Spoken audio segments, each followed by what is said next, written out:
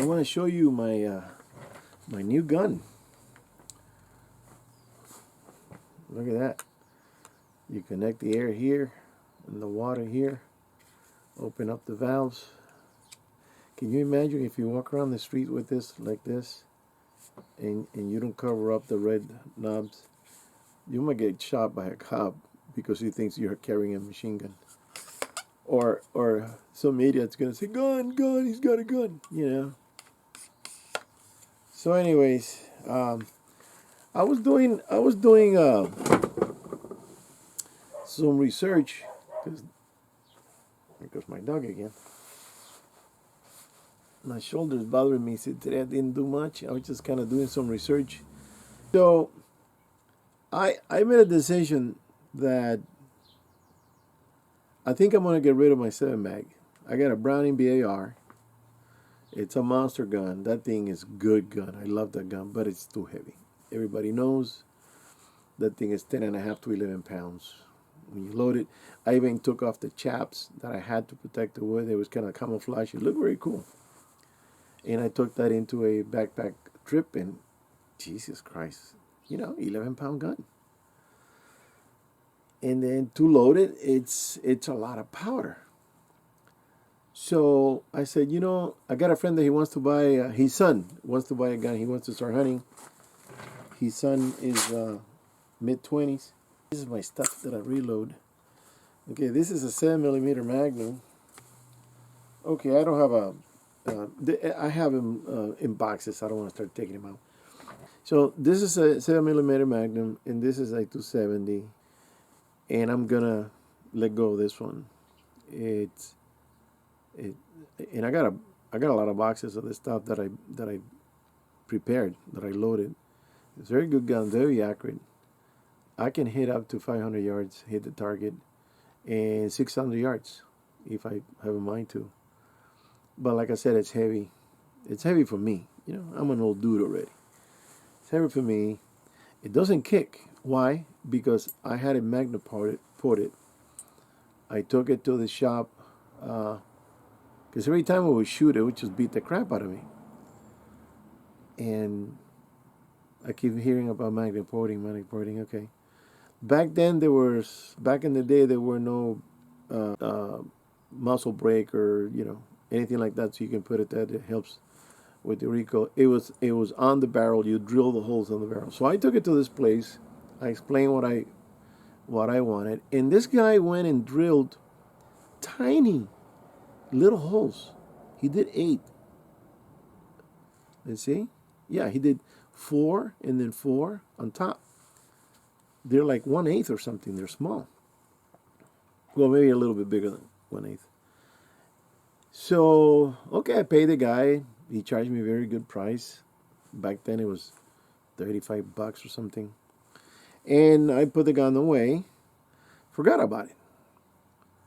Didn't use it. Didn't shoot. I'm busy with my life and my work. Didn't have time to go shoot. So one day, like 2 years later, maybe 3 years later, I took it to the range with a friend of mine.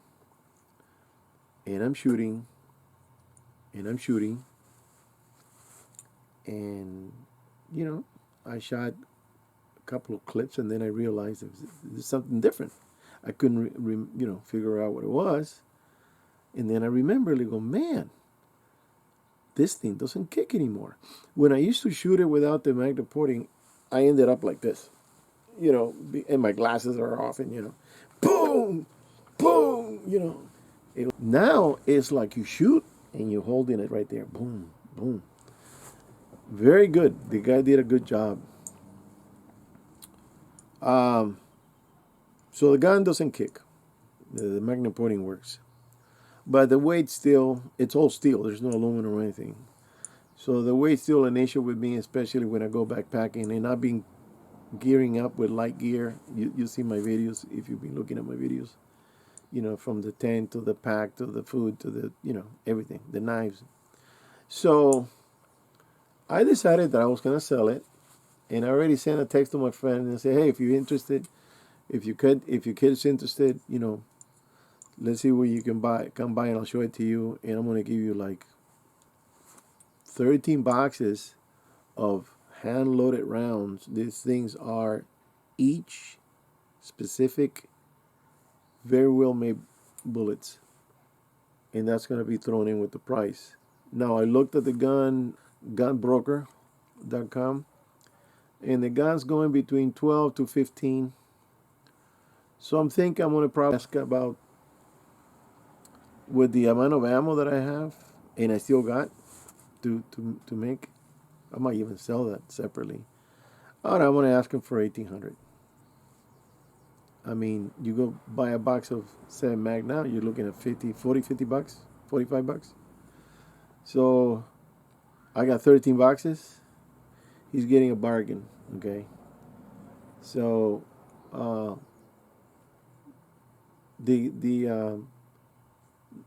so I'm gonna let go of that gun.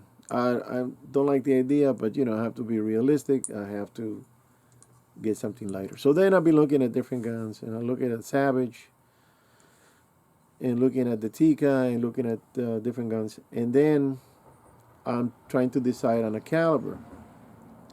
Now, there's new calibers that are going around, the 6.8 Westerner, the 270 short magnum, and the 300 short magnum. I like the 7mm. Very nice little thin narrow bullet. This is 140 grain, I believe. I got it written down. And so I want to keep it in there. So I was looking at the 270, because the 300 is a 30 caliber. Yeah, it's a 308 bullet, 30-06 bullet, same bullet. And it's a good bullet, you know. But you know, it's going to have a little more of a woomph, a little more kick, because of the diameter is bigger. This will kick less. So I started looking at different guns, and they were recommending the Savage, and they were shooting the Savage, and I like the one with the carbon and everything. And I went into their website, and guess what? They don't have it.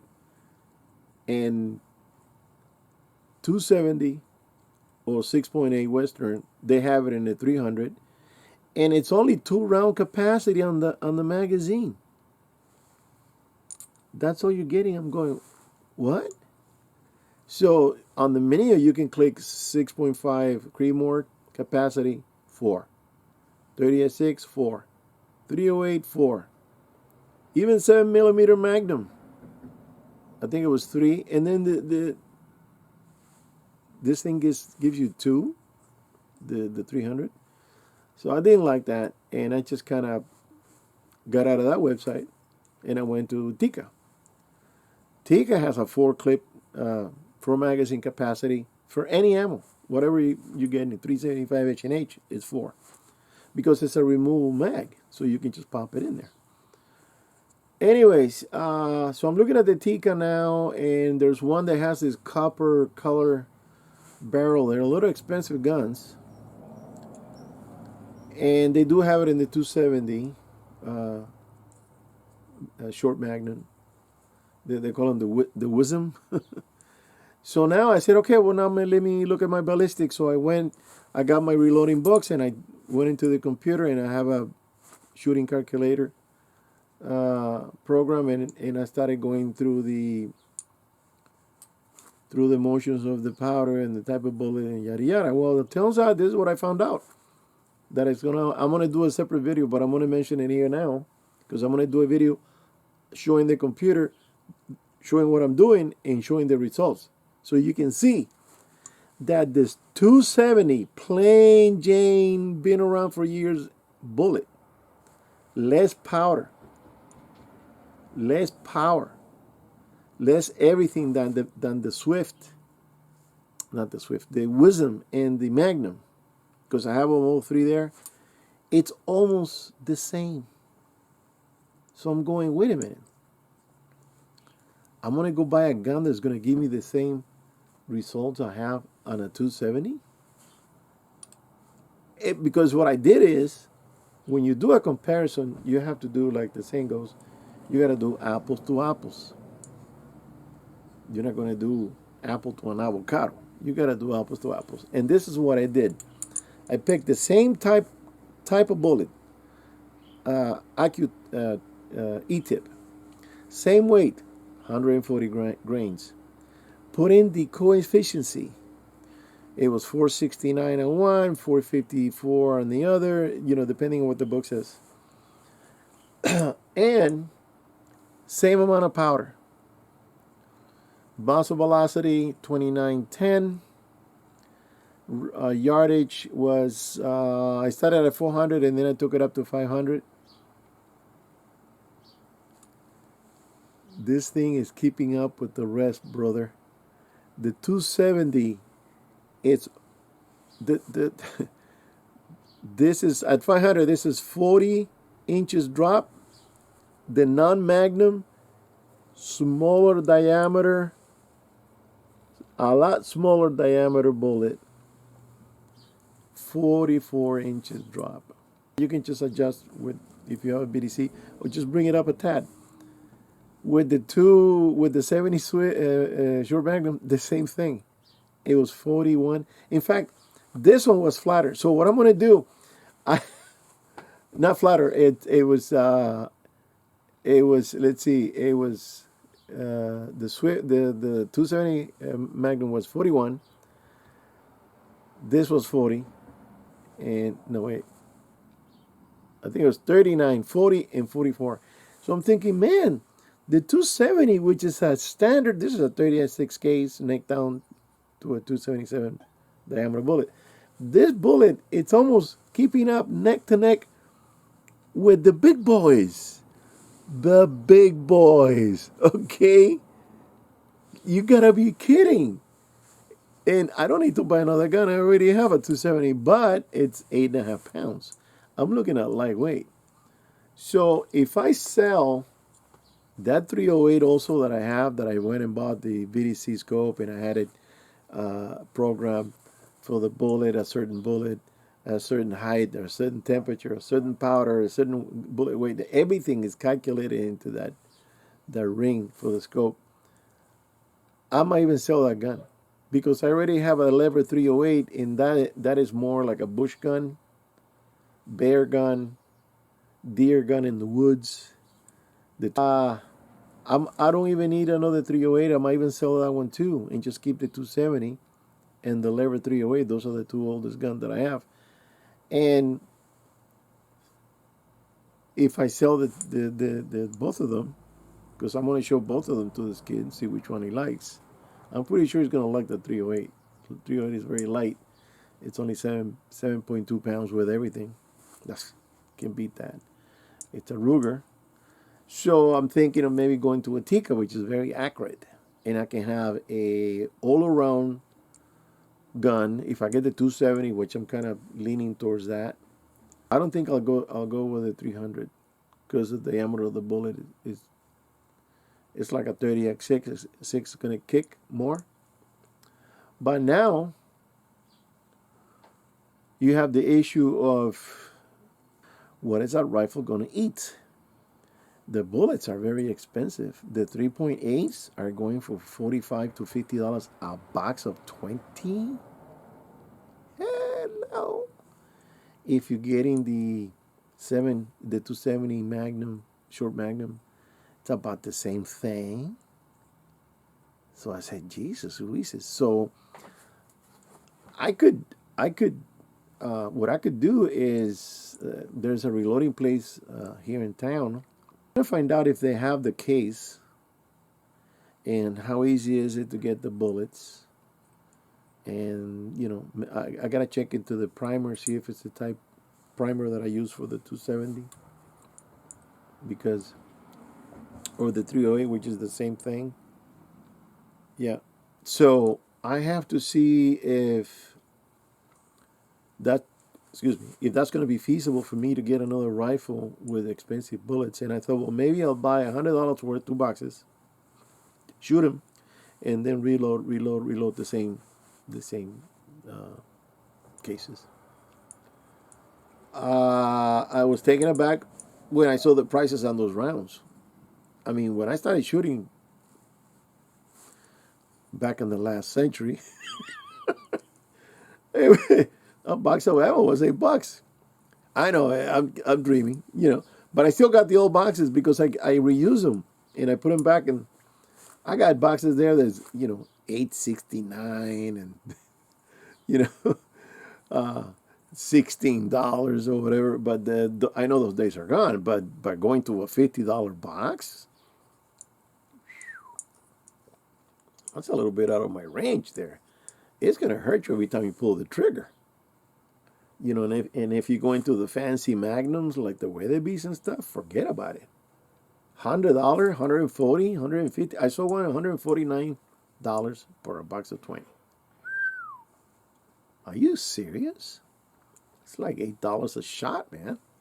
So I have to see if I sell the Magnum, because even though it's a sweet bullet, I am not using it, and I don't like to keep things around just for the sake of having them if I'm not using them. I have to get my provecho, my money's worth out of it. I want to be able to use it, enjoy it, and shoot it. And since I don't, because I'm not going to have a gun like that just to go to the range. And this is not cheap to reload. It's a lot of powder in there. I can reload 2 of these with 1 of these. Probably. I haven't done it. Maybe I should do a test to see how much powder it fits into the shell, and then see how much I can fit into the 270, and then show that. But if I'm not using it, I'm letting it go. The same thing I'm doing with the Blazer. That's why I'm getting it ready. I'm not using it. I'm using the camper. I'm keeping the camper. So I'm gonna do a video on ballistics. I've done a couple. I've done like 3. When I was deciding to buy the 7M08 or the 308, I went with the 308 because the differences are minimal. If you tweak it right, if you have a bullet that goes against if the bullet by coefficient is less than the 7M08 on the 308, what you do is you bump up the powder, it'll get you there. It'll get you there. So I say, why am I going to buy another gun in a different caliber that's going to be confusing, because they look pretty much, you're in a hurry one day, you're going to put the wrong bullet in there and something's going to happen. I said, no, I want to keep it simple. There's no confusing about this puppy. It's a beautiful bullet. But it's expensive to buy a box. I have here about 4 boxes of 100 that needs to be reloaded, and they're 160. Let me see. I got 100, 168, and 152. That's an oddball. 152. And I'm gonna go to the reloading place and just say, here, let's make a deal, sell it. Because, like I said, I'm not gonna go shooting for the sake of shooting with a gun that I'm not gonna hunt. There's no point. So I'm gonna see if I can sell that gun. If my friend's son doesn't like it because of the weight or any other issue, it's a semi-automatic. That thing is on the money. Browning makes excellent guns. But if he doesn't want it, then I'm gonna take it and take it to a store on consignment and go from there. They'll make 10% or 20%. I think I got a friend that he could do it for 10%. It might take a while, but because things are so expensive now. But if somebody likes it, and they'll buy it. And I'll make the sale together with the ammo, so they don't even have to go buy anything now. But so even if I sell it, and I don't buy another gun, I got the 270. This thing will do the job. Now, one thing I also noticed, that this kid on Backfire, they were talking about the 270. Oh, the 270 is a good gun, but when you get to 320 or 350 yards, then it's not going to be good enough for an elk, because it's not going to have the 1,500 pound pressure, pound per foot. And I said, what are you talking about? I'm going to show on the computer that I can go to 500 yards, and I got 1,600 pounds, 1,652, I think it was. It depends on the powder you put in it. It just depends on the powder you put in it. So I don't know if they low. They're probably going with what they can buy. They're buying Browning and they're buying Winchester, and those things are not, they're already done. They're made. That's probably what they're basing on. But if you make your own ammo and you know how to tweak them, and you practice and stuff, you can kill a deer. You can kill an elk. I'm not going to shoot an elk at 500 yards either. Like I seen these people. Oh, it's 879 yards, and they pull out this huge cannon and whammo, 338 or something. Now I'm not going to be doing that kind of shooting. I want to be shooting at a deer that's on my hill, not on the other one that I have to go down a canyon, a gully, and then go up the other one. No, I'm not that. It's going to be on my hill. So with a 270, I can do any hunting I want, deer and bear, but I don't kill bear. Now I bought this with the purpose of hunting elk. I didn't know much about the 270, even though I already had it. And I read this book by Jack O'Connor. He says that you can kill any game in the continent. I said, yeah, but the 7mm Magnum is going to get the job done. He's going to drop. He's not going to run. Then you have to find him. He's going to drop right there. But now, with the ballistics, the new bullets, and the new powders that they're putting out, more powerful, the 270 can do the job. Now, the only thing I don't like about the 270 that it only goes up to 150 grains. And I thought it would go up to 170. And I looked at my books, and I said, where's the ones? There's no 170. There's no 160. 150. That's what you get. So that's the only thing. On 308, I'm used to shooting 162, 150 minimum, 168. And what I did is I put it on the computer and I started cranking up the weight of the bullets. And the heavier the bullet on the 308, the more impact you get at the end. At the far ranges, 400 and 500. Why? Because you got more weight, you got more punch. So that bullet's going to go, woo, woo, woo. It's not going to be lightning, but it's coming. And it's going to, woo, woo, woo, whammo. It's going to knock you down. So that's what it is. The bullet weight, because I did it, I did a load on 130, and I shot it on the scale. When I went to see, man, it was 900 pounds, 959 or something, at 500 feet, 500 yards of food per pound. That's nothing. Nothing. So then, because the bullet is tiny, light, by the time it gets there, it's dying. So when I cranked it up, I went to 160, 168. There's a sweet spot there. Man, that bullet, when it got there, wham, 1,600 pounds. 1,600 pounds on a 308.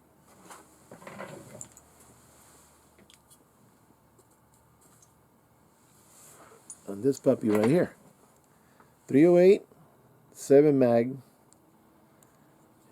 and 270. I have the trifecta. This is the best combo guns you can ever have. This is the 3 guns I have. And I'm every time I look at this bullet, I don't want to sell it, man. I don't want to sell it.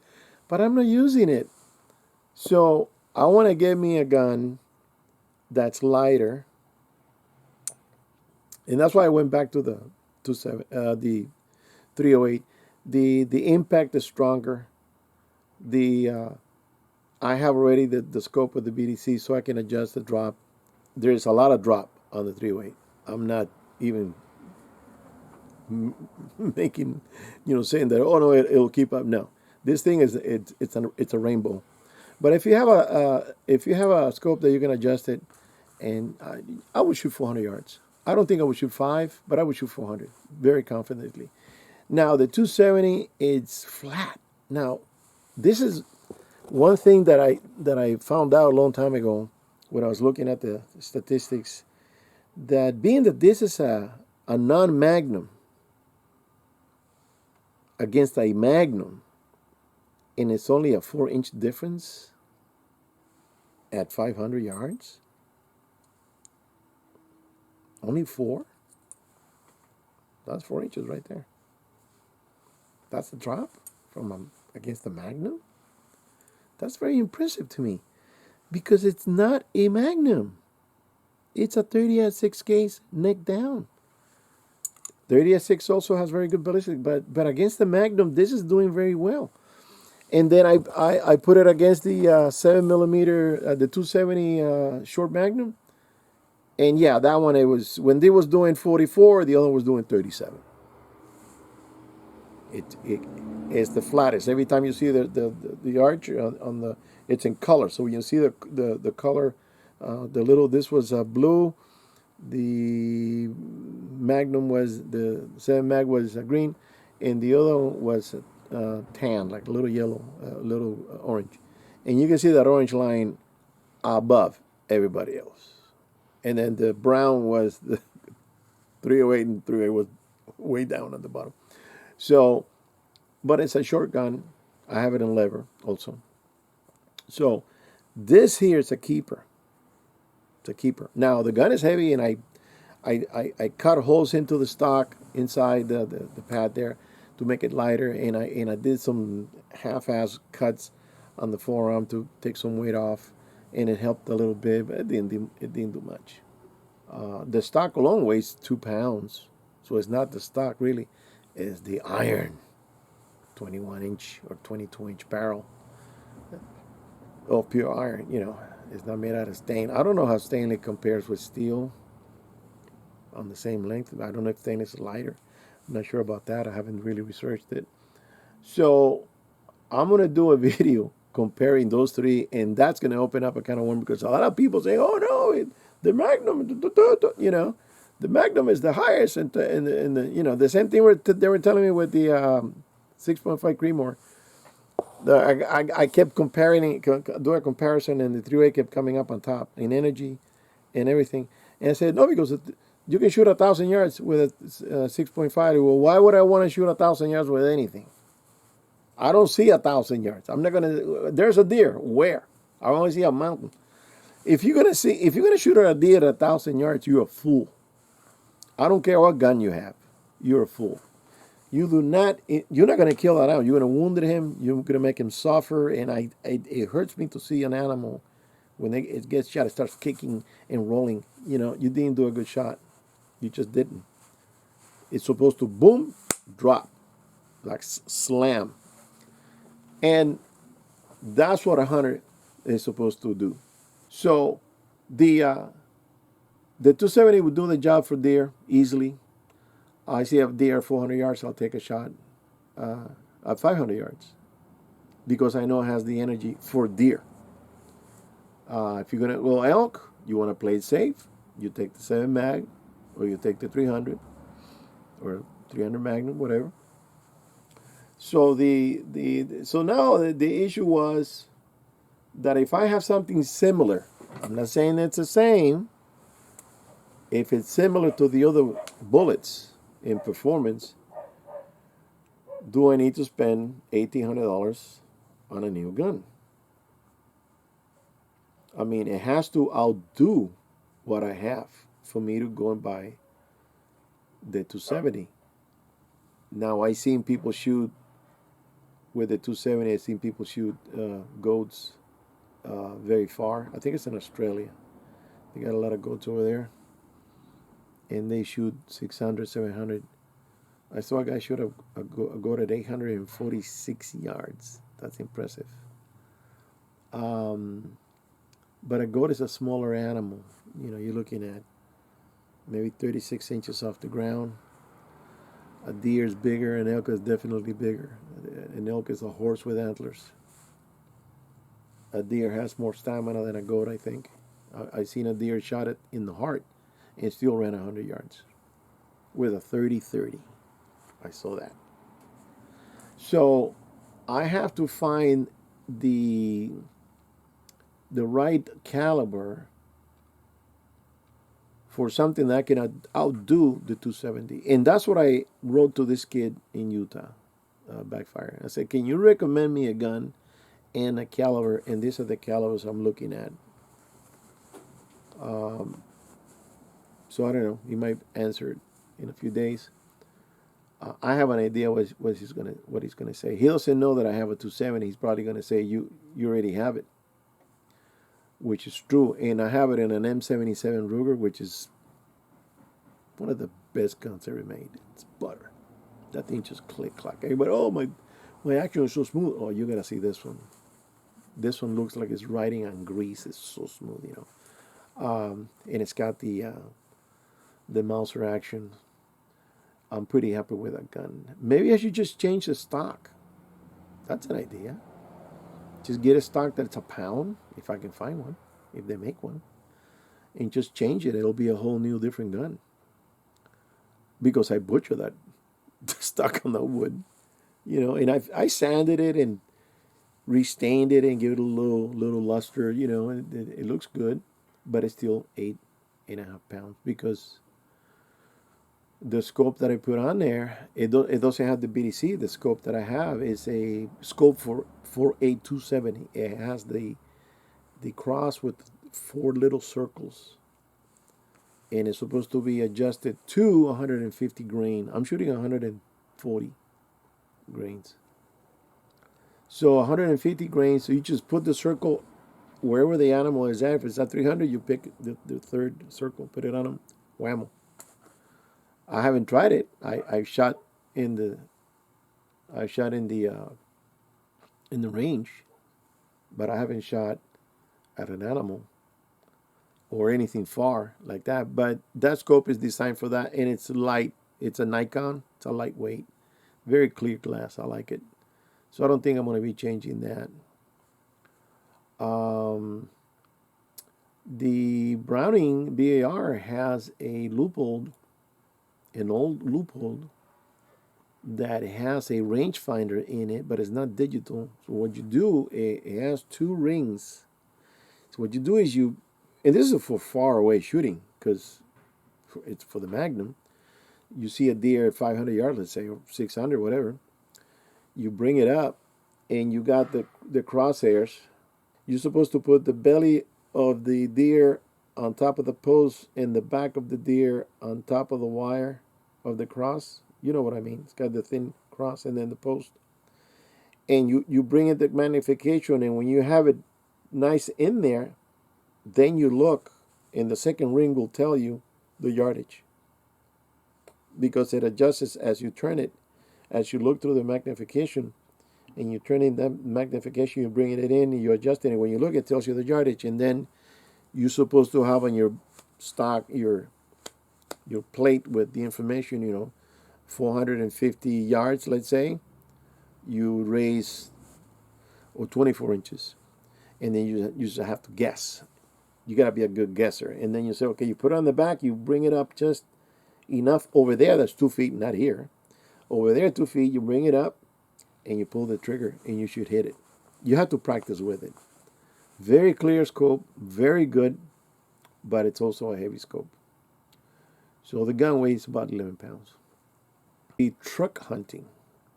You have it on your side, you see a deer, you get off, you walk a little bit, whammo, you shoot, that kind of thing. Or if you're in a side-by-side, you have it there with you, and you walk off 100 yards, it's not going to kill you. You can walk 200 yards, it's not going to kill you. It's a good shooting gun.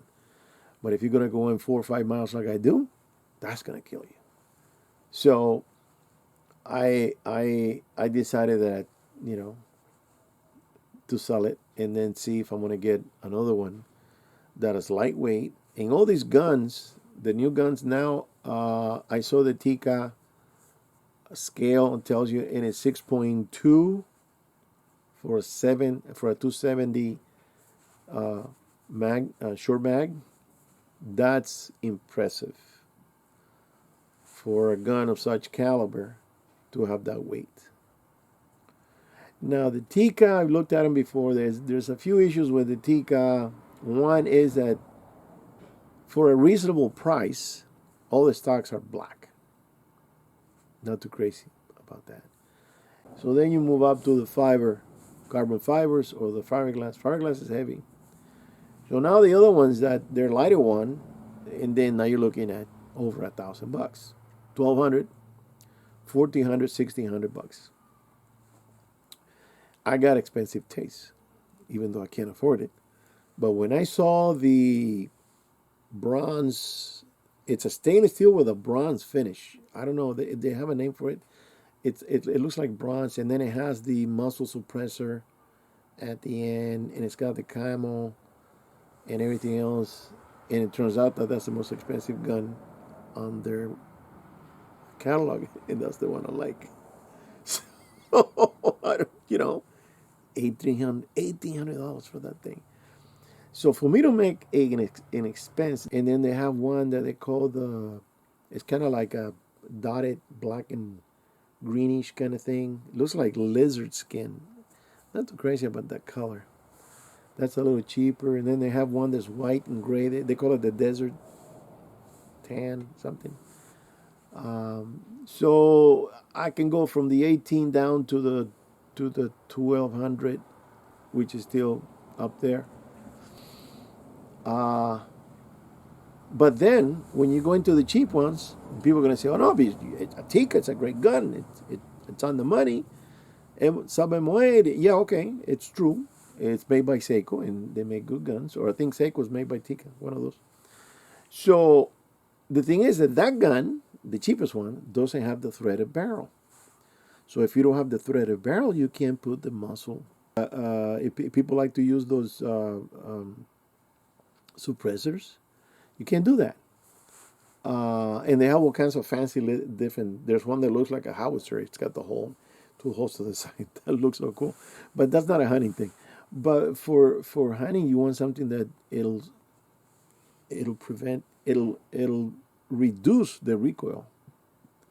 So it has to have a thread. So when you buy the cheap one, no thread. If it comes with the muzzle reduction, then you're gonna pay more money because it's built in there. It's made, it's threaded on. Another thing is that some of these people have the ones that got holes underneath, and you're on the ground shooting, you got all these dust kicking up and dirt in your face. You don't want that. You want it to be solid on the bottom and then the holes on the top to keep the recoil down. And so that's what I'm looking at. So I already have picked out the gun. I already said bye to Savage because they don't have the calibers that I've been looking at. I looked at the 300. I haven't done the 300 ballistics. I did the 270. I gotta do the 6.8, and I gotta do the 300. But I'm not really interested in 300 because of the diameter. It's such a fat bullet. It's gonna be pushing more kick and everything. I don't know. I gotta see. But just because it didn't have those two calibers, I just kind of clicked away, and I said, well, no, I'm done with Savage. They might reconsider, but they have a lot of Creedmoor and a lot of 223, and that kind of thing. So I don't want to make a mistake and buy something that I won't be happy with later. So the criteria is gonna have to be lightweight. I would like it to be camo. One of the reasons I like that Ruger, it's got the green, solid green, and then I can put a little bit of pine needles and give it a touch up if I want to. I'm not going to do that now. So it's something that I could do in the future if I want to. So that's the thing. I gotta see all these calibers and the availability, because that's what I was telling a friend of mine. You gotta see what the gun's gonna eat before you buy it. Because if you like a gun that the ammo is hard to find and expensive, you're not gonna like shooting it because you're gonna blow away $50 in a blink of an eye. We're not rich, so I have to find the combo of the most economical round, the lightest gun, and also that point about the lightest gun, and that could be a double-edged sword because some light guns are so light that they kick like a mule. So you have to find that balance. So you're gonna say, okay, how big is the scope? How much does it weigh? Together with the weight of the gun, you add it up together. If you have it around 7 and a quarter, 7, maybe 7.5, that's a good balance. You don't want to get to 8 or 8.5. You want to keep it there, 7 and a quarter in there, because it's going to help you when you have weight. in your hands, it feels more solid than you have something that's flimsy, like the Kimber. Kimber is like a broomstick. It's so light. It's a good gun, but it's got a pencil barrel, and you shoot more than 5 rounds at a time, and that barrel's doing this. You need to let it cool. It's not a go to the range, shoot every day kind of gun. Ruger has a thick barrel, and I was saying, why does it have a thick barrel? Well, now I know. It's because it'll cool off quicker. Now, because of the mass, it's got a lot of mass. It could take the heat. Now, the Tikka has the fluted barrel. I like that. It reduces weight. It cools the barrel quicker, and it's very maneuverable. Now, the Savage has got a very good stock. You can adjust it, so you put your face on it. Boom, you got this lump. You can bring it up and down. You adjust it. It's got those removable pieces that you can put in there. The Tikka is a straight cut. So you got to bring your head up here. So I got to go to a range. I got to go to a store and grab a Tikka of any caliber and just put it up, see how good it feels. And then imagine where the scope's going to be, because then you're going to have to be doing this. And that's what I used to do on my lever action gun.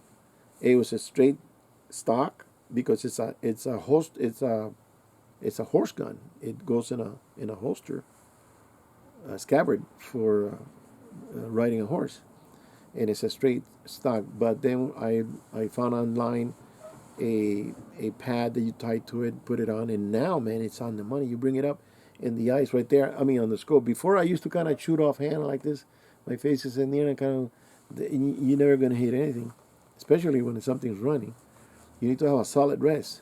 So the Tikka has that issue with the stock, but the Tikkas are very, very accurate guns. So I'm not worried about the accuracy on that gun.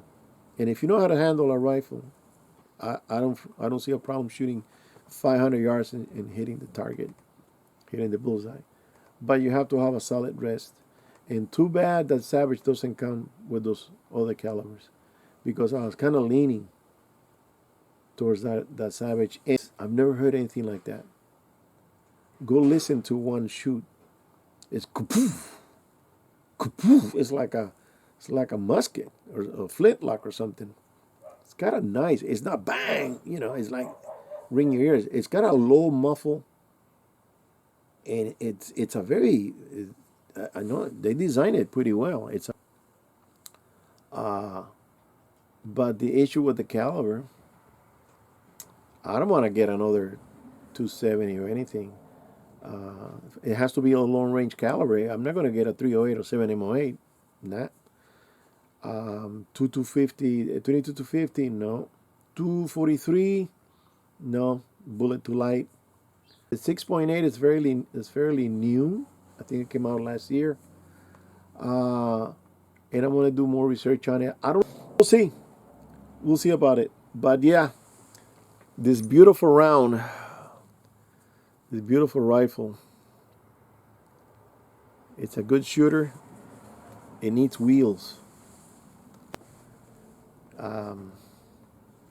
It's got good weight that you can put it on top of a fence and shoot all day, no problem. But if you're going to carry that mountain after mountain, and this year I'm thinking of going back to where I said goodbye, because I still don't want to give up on that place.